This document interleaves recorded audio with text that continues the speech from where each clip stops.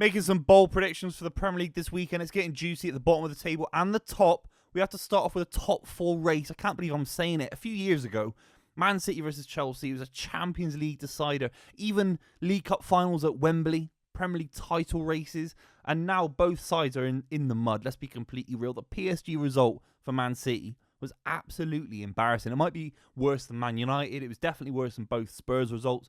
Maybe as bad as Feyenoord. I mean, it was so bad. In the Premier League, City looked unbelievable against Ipswich. I know it's Ipswich Town. With all due respect, they're conceding quite a few goals at the moment. We'll be talking about Liverpool versus Ipswich in a minute. But I do think that Man City were in a good bit of form.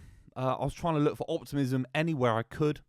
James McAtee in particular scoring his first Premier League goal. Erling Haaland still knocking up goals. He's actually second in the Premier League top scorer charts. I mean, sometimes you don't look at these charts. You take a look after a few weeks. You think actually he's got more goals than Isak this season, which says a lot about Erling Haaland's ability to score goals, even when his form, I think, has been poor. And I'm talking about Haaland because I think he will score against this Chelsea back line. I think Sanchez has been absolutely shocking. I mean, I was going to say average. He's been absolutely... There are championship keepers better than him. There's no question about it.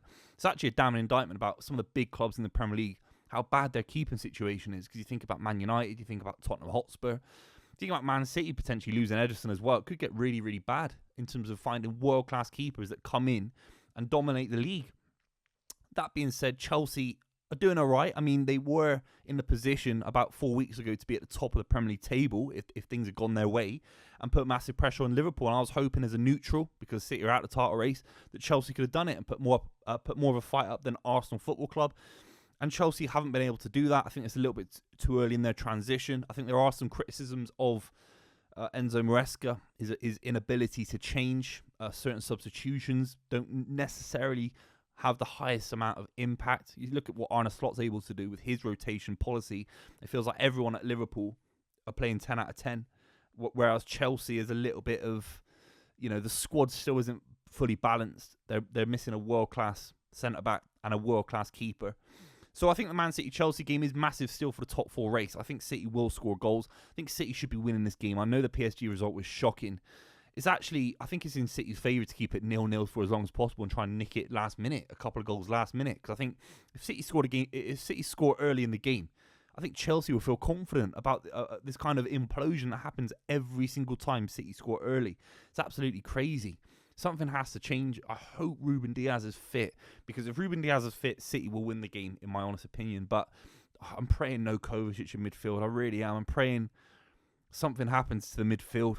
Maybe it's Nico O'Reilly. Can he get a game at the base of the midfield and build something through him with De Bruyne, with Phil Foden, have a bit more structure?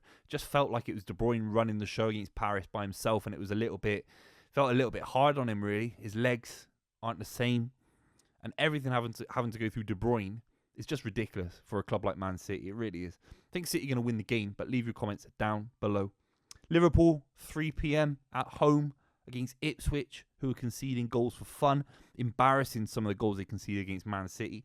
And the weeks prior, actually, Ipswich had a decent defence at the start of the season, still conceding a lot of goals and not winning many games. But they look like a balanced side. And I'm a big fan of Kieran McKenna. Big fan of how Ipswich have done their business. You look at some of the transfer dealings they've done in this window. You think about last window as well. Their ambition is to stay in the Premier League, and they're matching it in the transfer policy. But actually, if you look at their performances on the pitch defensively, it's been shocking in the last few weeks. Liverpool are going to put 6 past these lot, 7 maybe. I mean, I think Liverpool are in the kind of form where they want to crush sides. They want to put massive pressure on Arsenal. They want a bit of an endorsement. I think they want to tell their Liverpool fans in Anfield that they're going to win the Premier League title. It feels like a bit of it's that kind of home stretch when you want the crowd cheering you on. I think Liverpool are going to want to smash these guys. I don't think there's going to be any nerves from Liverpool. They can rotate someone like Curtis Jones. They can bring in maybe Harvey Elliott, who I think deserves probably to be starting this kind of game.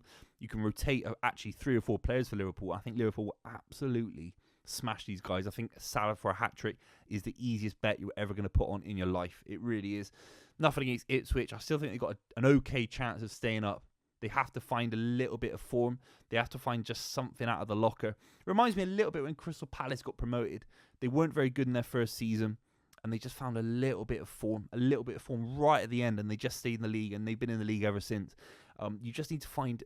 All Ipswich need to do is find 4 weeks of form, 3 weeks of form, 9 points out of 12, that kind of run. It's not going to happen at Anfield, but I think Ipswich have got the capability of staying in the league. But let me know what you think in the comments down below.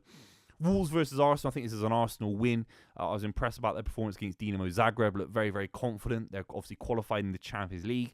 I know it's Dinamo Zagreb, but I still think that Arsenal, they're fluctuating between very, very good performances, high-scoring performances, and this kind of nervousness. And I think Arsenal, now being so far off Liverpool, playing at the same time as Liverpool, there's no kind of looking at TV screens, what Liverpool are doing. They're both playing at the same time. I think Arsenal will just be confident. I think actually Arsenal, they definitely struggle under pressure. They definitely struggle when they're leading in leading positions in the Premier League title race, or when they're close. I think when it's 9 points, I think they're just going to play football, and they're going to be a little bit more free. I think they'll batter Wolves. I haven't been impressed with Wolves in the last couple of weeks. They had a bit of a bounce when Pereira came in, but Chelsea were running rings around them in the Chelsea game last week. Let me know what you think in the comments down below. Tottenham versus Leicester City. This is a relegation battle. If Leicester City win this game, it would be a minor miracle. I mean, they've got the capability of doing it. They weren't a bad side before they got rid of Steve Cooper because he wasn't playing attractive football. What an embarrassing decision that was, by the way, because he was nicking points.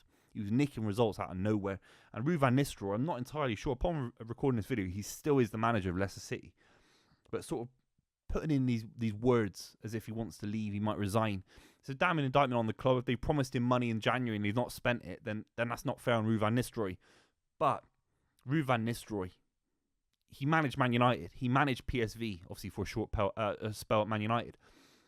He wants to be a proper manager. You can't leave a club in this situation, in my opinion. I think it's absolutely embarrassing. You have to see through your contract. Someone like Wayne Rooney at Plymouth Argyle, when Birmingham City were struggling, when Derby County were struggling, whatever you say about Wayne Rooney, he saw it out. And Ruud van Nistelrooy is worried about his PR. He's worried about his reputation. He took the job. He knew full well the limitations of the squad. And you can't go into a managerial situation, particularly at Leicester City. It's different if you go to Real Madrid and they promise you Mbappe and it doesn't happen. And you're Guardiola or you're Ancelotti, you're a top manager. It's different. If you're at Leicester City, you know the limitations of the squad. You know the limitations of the finances. They were lucky. They obviously appealed their financial charges last year, and they got off them. Ruud van Nistelrooy knew the situation at Leicester City 100%. If he leaves midway through this relegation battle, I think it's absolutely embarrassing. I think it'll be a draw. I think both sides will be nervous, and I think they'll draw the game. I'm not even joking. Bournemouth versus Nottingham Forest. Somehow this is a Champions League or European football 6-pointer. Bournemouth versus Nottingham Forest. These guys were playing the Championship a few years ago. It's a massive ringing endorsement for both ownership, for both Areola, for both Nuno Espirito Santo. They got unbelievable squads. I really enjoyed watching Bournemouth dismantle Newcastle United last week 4-1. Absolutely outrageous. I think this will be a high-scoring draw, when in reality both sides need to win, but I think it'll be a high-scoring draw. Fulham versus Man United. These tickets are going for more than AC Milan home games. Do you know what I mean? You could fly to Ibiza, pay 50 quid for a shot of vodka, and still be under the budget of what it is to go see Fulham knock the ball around for 90 minutes. Absolutely embarrassing what I'm seeing on Twitter from the Fulham prices for Man United. Man United, big win against Rangers in obviously the Europa League. It's a big club. To beat Rangers in any situation is huge. As much as I don't like Man United, it's a big moment for Man United. It's obviously it was a fantastic game to watch as well. I think Man United will win this game. I just see it in the stars. Brighton versus Everton. I think Everton's bounce against Spurs was absolutely fantastic. They were fantastic all game. And the defensive line looked solid. Tarkowski was like outrageous.